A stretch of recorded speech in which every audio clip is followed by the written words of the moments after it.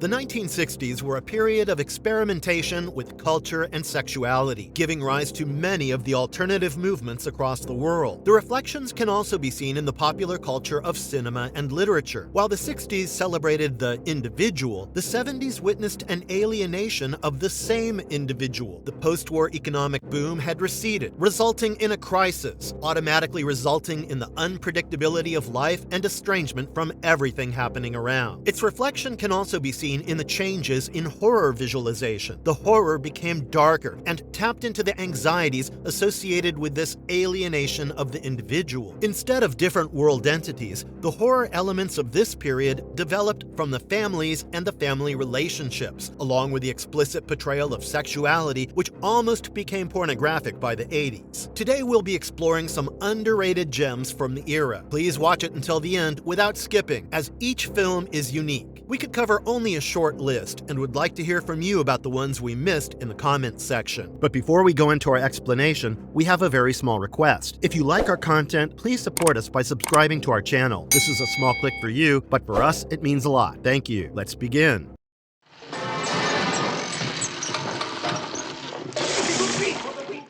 Don't Look Now. Don't Look Now was released in 1973 and is an adaptation of a short story by Daphne du Maurier. The film starts in England with John Baxter and his wife Laura, who had lost their daughter Christine to an accident. Briefly after, the Baxters traveled to Venice, where John had acquired a project involving the restoration of an ancient church. Here, the story takes a turn with the introduction of two elderly sisters, Heather and Wendy. The sisters are mysterious, with Heather claiming to be psychic. But Laura quickly gets close to them and does a seance with them to contact Christine, which results in Laura asking John to leave Venice as their deceased daughter warns during the seance about the danger to John's life. However, John does not take the supernatural happenings positively, even though he's been getting visions of a small figure wearing a red dress, which had a striking similarity to the one his daughter wore when she drowned. Circumstances lead to Laura leaving for England while John continues in Venice. In Venice,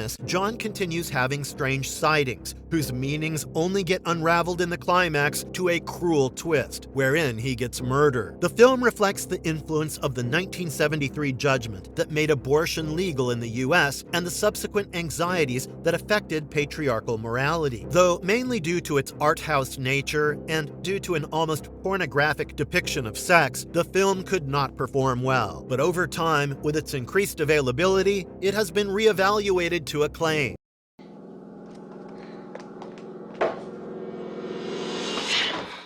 Images. Images was planned by the director-writer Robert Altman in the mid-1960s, but had to wait for half a decade to be financed, and was released to limited widespread acclaim in 1972. Images is set in the Irish countryside, where Catherine, a rich children's writer, is taken on a vacation by her husband Hugh. Hugh believes the hallucinations she has been getting are a result of her pregnancy, and that a retreat to the countryside would help get her better. Even so, the place does not offer respite. Instead, the line between reality and hallucinations gets further blurred for Catherine and us. It doesn't take long before she hallucinates seeing Hugh getting transformed into her dead lover Renee. The story is complicated further by introducing her ex-lover Marcel, a local neighbor, who visits with his daughter Susanna. After this, Catherine falls into extreme paranoia, wherein she becomes unable to distinguish between the three men who are part of her life during different times. Things become worse when Renee taunts her to shoot him to get rid of the phantasm. She shoots him through the stomach, only to find later that it was Hugh's camera she shot. Further, she stabs Marcel and kills him when he starts undressing her to have sex, discovering later that it was just an illusion. Later on, a doppelganger of Catherine starts appearing to her, and the doppelganger presents the most disturbing scene in the story in the climax. The film, released with little promotion, had a short run in the theaters. Further, the story was too confusing for many, and thus it failed at the box office. Nonetheless, over time, the film has been analyzed for its themes, ranging from Freudian elements to gender roles to alienation.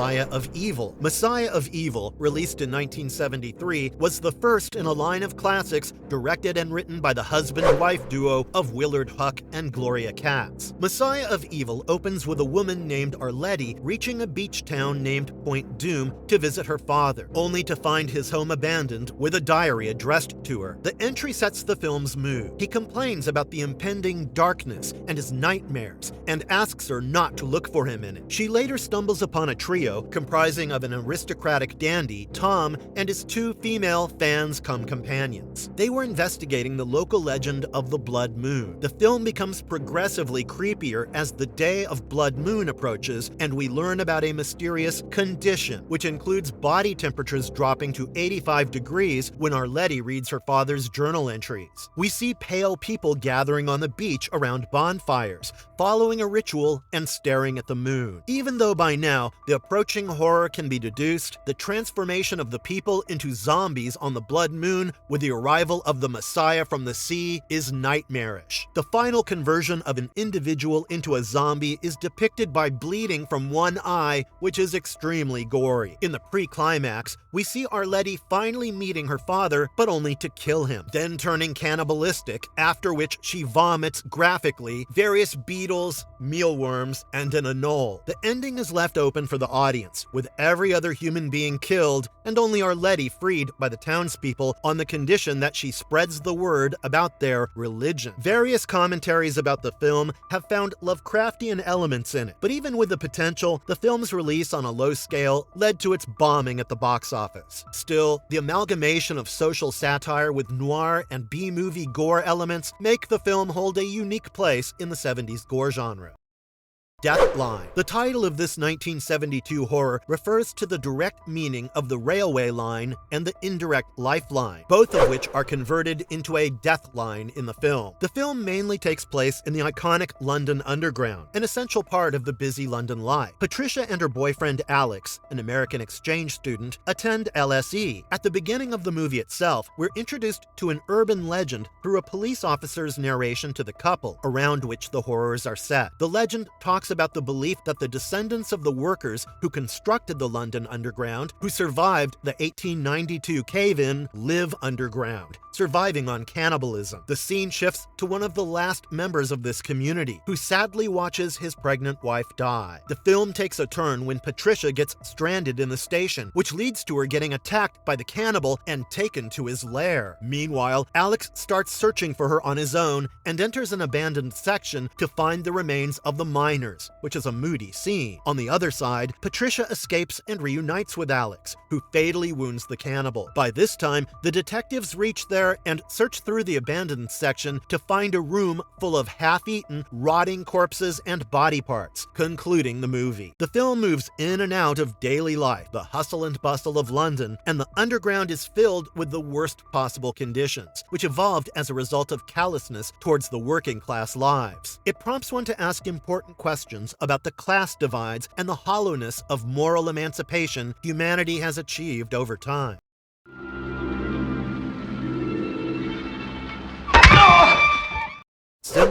Symptoms, released in 1974, is a psychological horror directed by Jose Ramon Larraz. The story follows Helen, who invited her friend Anne for a weekend at her unmaintained family estate. Slowly, we witness the unfurling of reality as we get introduced to more characters. First, Helen's encounter with Mr. Burke, a clerk at the local chemist shop, shows us that everything is not as it seems. Mr. Burke asks her about her friend, Cora Porter, to which she replies blankly that she's not with her. Helen and Anne encounter Brady, which makes Helen uncomfortable, though she later spies on him with binoculars. Helen confides in Anne that she is ill, but denies her request to return to London. Things get awkward when John, Helen's ex, comes to pick up Anne, but she insists on staying because of Helen's sickness. Helen becomes uncomfortable seeing both of them kissing in the car, and that night, Anne is murdered by a mysterious figure. With the story moving forward, we get closer to the unsettling realization realization that it was Helen who had murdered Cora. With John getting brutally killed by Helen, we finally come to realize her dark persona. Brady, who tries to confront her, is also not spared. The climax is one of the most poetic endings of the decade, wherein the frame shows the neighbors arriving at the mansion and discovering the corpses while Helen stands blankly staring through the window. The camera shifting to Brady and Cora embracing in the yard. The film went through a period of obscurity, with the original prints lost. Sadly, because of this, the film was forgotten from the pages of history until 2016, when it was rediscovered. Now, there are many diverse opinions regarding the film. The real question is, what do you think? When you... Satan's School for Girls. The film, exclusively released for television, follows Elizabeth's journey to the Salem Academy for Women in search of answers about her sister Martha and her mysterious death. She enrolls in the college under an assumed name and quickly gets acquainted with her classmates Roberta Lockhart, Debbie Jones, and Jodie Keller. Elizabeth notices strange occurrences in college, but starts a thorough investigation only after Lucy, one of Martha's classmates who has tried to dissuade Elizabeth from visiting the college, commits suicide. Elizabeth discovers strange patterns in paintings and a hidden dungeon-like room, which speeds up the film's pace. Debbie, who suddenly changes attitude and behavior, becoming fearful of something, is found dead by Elizabeth and Roberta, prompting Elizabeth to suspect the eccentric and sadistic Professor Delacroix. However, the confrontation does not go well, as when Elizabeth enters the room, he's already paranoid, with a gun in hand, and mumbling something about a supernatural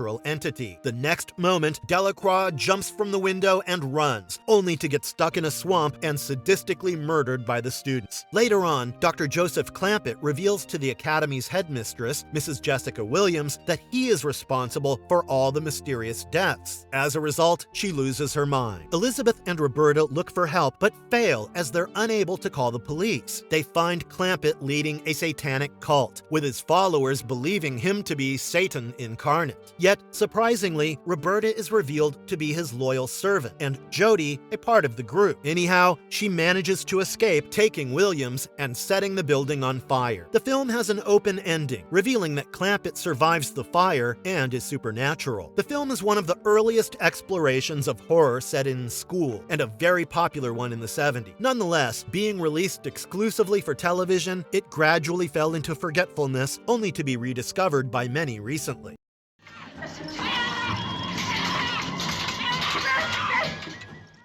The Mafu Cage. The Mafu Cage is a loose adaptation of Eric Westfall's play Toi et tes nuages, which first premiered at the Cannes Film Festival in 1978. The story is set in Los Angeles, wherein we're introduced to the sisters Ellen Carpenter, an astronomer, and her sister Sissy, who is mentally imbalanced. They live in a house inherited from their father, who was an anthropologist in Africa. Sissy is shown to have monkeys as pets, which she calls mafus. However, soon it's revealed that she kills the monkeys during her violent outbursts. Further, Sissy's relationship with Ellen is disturbing due to the former's unnatural obsession with her sister. Meanwhile, Ellen falls in love with a co-worker, David, which profoundly disturbs Sissy, leading to her killing her latest monkey, an orangutan, with a chain. Sissy's left alone for a few days, as Ellen goes on a work trip to Arizona. David, who has never been to Ellen's home before due to the problematic situation with Sissy, comes looking for her at the house, only to find Sissy. But the situation spirals down as she lures David into a cage, beating him to death. On coming back, Ellen has a heartbreaking realization when she sees a portrait of David made by Sissy, confirmed after discovering the bloodied laundry in the bathroom. After spending hours inside, Sissy traps her in the cage as she exits the bathroom. Nevertheless, Ellen does not succumb to her sister's will and whims and instead starves to death. In the climax, in an emotional roller coaster of horror, we are shown Sissy padlocking her inside the Mafu Cage. The film, being made for an exclusive audience with disturbing discourses for many, did not have a widespread release. Nonetheless, film critics have acclaimed the film for its complexity and melancholic nature. The film has been analyzed as a reflection of the alienation and the deterioration of mental health plaguing our society.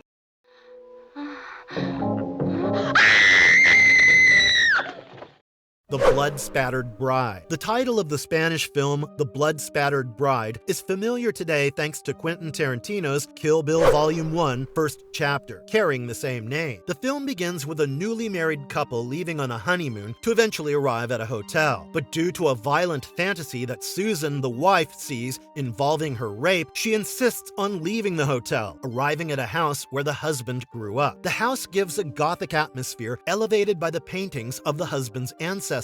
However, the wife's paintings are creepily missing, which Susan notices. But then she discovers one in the cellar, where she finds one of the paintings missing a face who's revealed to be Mircalla Karstein. Susan is told that Mircalla had murdered her husband on their wedding night. Gradually, the horror starts creeping in, as we see Susan having violent dreams involving a mysterious woman, and later on, Mircalla, who persuades her to kill her husband using a mysterious dagger that keeps appearing even if hidden. The bouts gradually start distancing Susan from her husband. One day, while strolling on the beach, the husband finds a naked woman buried in the sand, breathing through a snorkel. She reveals herself to be Carmilla. To our horror, after being taken home, we see her seducing Susan and drinking her blood. We see lesbian, erotically charged mayhem, in which Susan and Carmilla kill the doctor and the guardian of the property. But by then, the husband has discovered Carmilla to be his ancestor, Mircalla, and he kills both Mircalla and his wife before they manage to attack him. Later on, the servant's daughter is also killed by him when she reveals that she was also bitten. The film was equally controversial, but academically and cinematically acclaimed for its political undertones and for portraying lesbianism. Though it was not popular among people during its release, The Bloodsplattered Bride never stopped being an important part of gender discourse. Considering that the period was when the second wave of feminism peaked, the film is considered as an important reflection of the movement.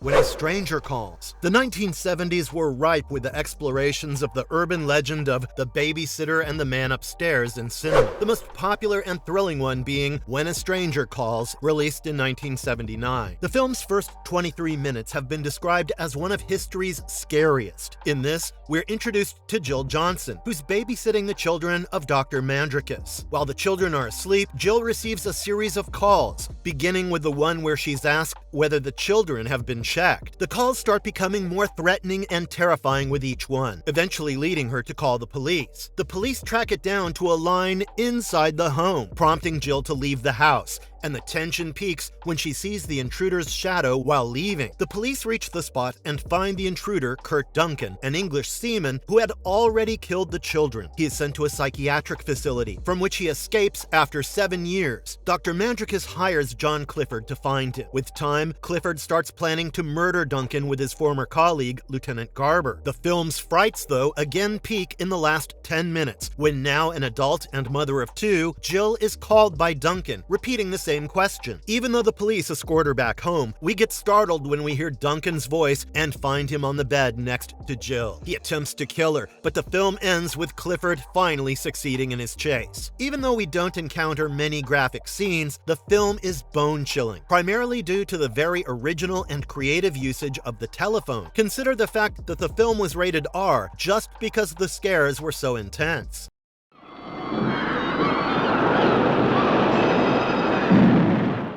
The Witch Who Came from the Sea. The film's title references the Italian artist Sandro Botticelli's painting, The Birth of Venus. Venus is the goddess of sexuality and love, and the film explores this theme by entangling it with trauma and horror. Molly is a bartender at a seaside tavern owned by her insensitive lover, Long John. At the beginning of the film itself, it's established that all is not well with Molly, who's an alcoholic and unhealthily idolizes her lost father, whereas Kathy, her sister, is filled with disgust for their abusive father. We see Molly constantly oscillating between reality and her violent, erotic fantasies involving powerful men. It doesn't take long before we see graphic violence on screen as Molly castrates and murders 2 famous football players with whom she indulges in a sadomasochistic threesome. In another incident, during a party, Molly goes with an aging television star, Billy Bat, to his room to have sex, only to fall into a state of frenzy, leading to breaking his wrists and ranting about her father. Notwithstanding, she loses her memory of it after that. Molly's last victim is another actor she met during the party, Alexander, whose throat is slashed before being castrated. It's towards the end of the movie that we're made aware of the harsh truth that her father was not lost and actually had a heart attack while raping her when she confesses to Long John and Doris about the murders. The ending is melancholic when we see her overdosing on sleeping pills and hallucinating about drifting alone on the sea aboard a raft as police come to arrest her. The film is exceptionally dark and unsettling due to the subject matter, which, even though it's not as graphic as many exploitation films, is unnervingly captured, leading to the film being classified as a video nasty by the BBFC. Even then, the film's portrayal of the 70s has been described as original and critical.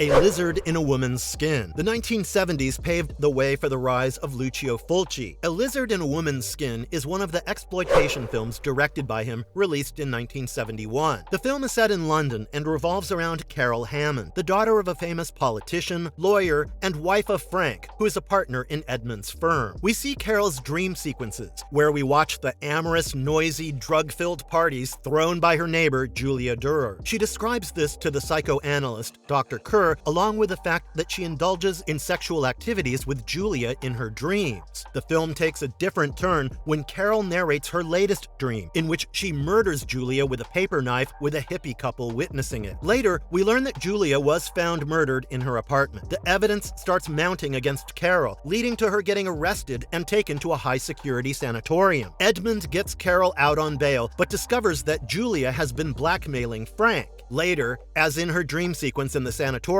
Carol is chased by the male hippie Hubert, stabbing her but escaping on seeing the police arrive. Later on, the mood becomes grimmer, as Joan, Frank's teenage daughter from his previous marriage, is found murdered and Edmund commits suicide, confessing to Julia's murder. However, the climax provides the twist, which many of us would have expected, wherein Detective Corvin finds out that it was Carol who was responsible for Julia's murder the whole time to hide her lesbian relationship. Carol's nightmares were all but fabricated. One scene shows dogs getting vivisection, which was so original that Fulci almost got a 2-year imprisonment for being deemed guilty of using real dogs, which was untrue. Fans of gore and erotic horror would find this early take on the genre surprisingly transgressing time.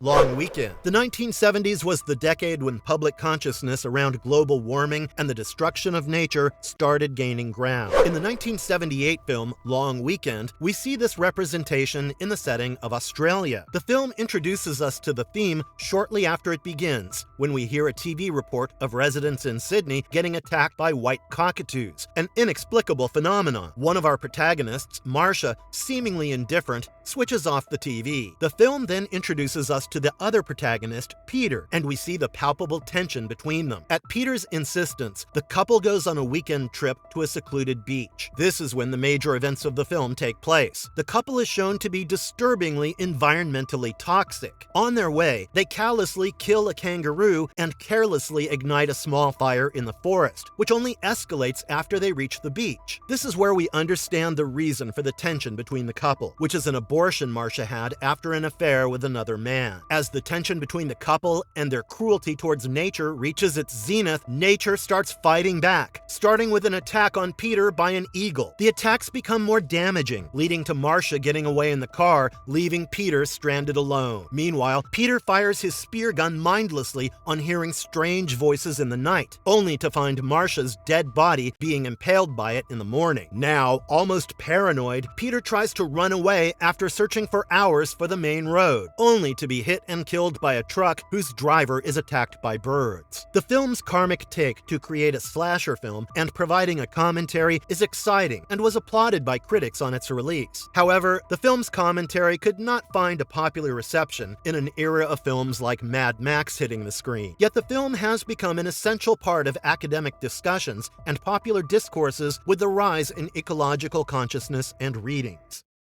Malatesta's Carnival of Blood. Malatesta's Carnival of Blood is a 1973 film and the only film made by Christopher Spieth and Werner Leipold. The film was made on a very tight budget and therefore was focused more on creativity rather than a coherent, logical story. The film happens at a dilapidated carnival where we're introduced to Frank Norris, his wife, and his daughter Vina. They had come there to locate their missing son Johnny, who used to work at the carnival. The family takes up the cover of employees to continue their mission. However, the mood suddenly changes as we witness several employees of the carnival, all pale, gray skin-colored, practicing cannibalism, introducing the underground space beneath the carnival where the cannibalistic cult of the carnival employees is led by Malatesta, their leader. The story goes on a bizarre, surreal spiral as circumstances lead the family into a trap, starting from Vina's sneaking out from the RV in the night to meet Kit, a young employee, only to be attacked by the cult. Meanwhile, in the RV, Frank realizes the absence of Vina but is stopped from going on a search by the cultists who corner him and his wife. The following day, we see Johnny, still alive, recognizing his parents' RV. Still, he's not able to save his parents, who had been lost in the underground, only to be gruesomely murdered and eaten by the cultists. Meanwhile, Vina is found by Johnny, but on the pretext of taking her to her parents, one of the cultists takes her to a freezer filled with corpses, where she remains locked. We realize in the climax that Johnny, too, is found by the cultists when a police officer who visits the carnival is offered a shot at the dunk tank, unknowingly dropping Johnny into a water tank to drown. Though the film has a plotline filled with gore and gothic violence, it doesn't reach the level of fear or nightmares, primarily owing to the low budget. But the film had the fingerprints of its authors everywhere, almost making it a surprisingly exciting watch, considering that the funds were nearly exhausted after getting a 35mm camera.